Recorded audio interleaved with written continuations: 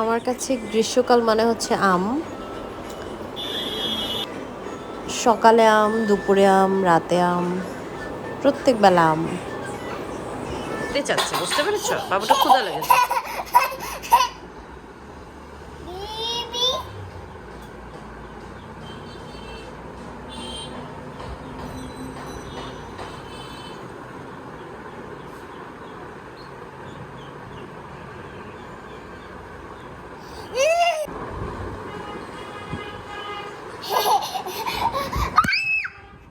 কিচ্ছু হবে না। ও কি, ও কি, কিচ্ছু হবে না। বাবাটা কিচ্ছু হবে না।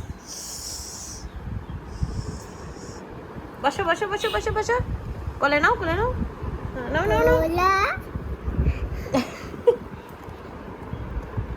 তুমি এখানে বসো, এখানে বসো, এখানে বসো। নাও কোলে নাও।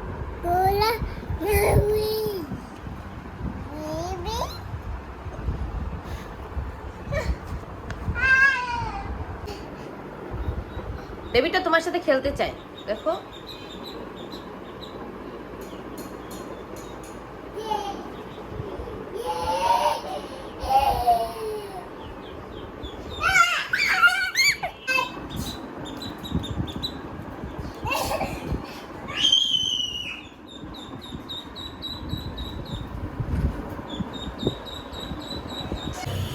এটা হচ্ছে টক দই দিয়ে আমের একটা জুস।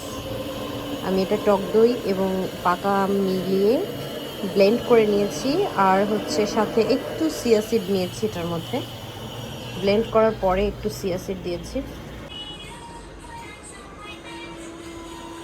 এটা হচ্ছে গ্রীষ্মকালের দুপুর, সব কিছু শুষ্ক শুষ্ক। এই দুপুরবেলায় আমি বারান্দায় বসে একটু মিল্ক শেক খাচ্ছি।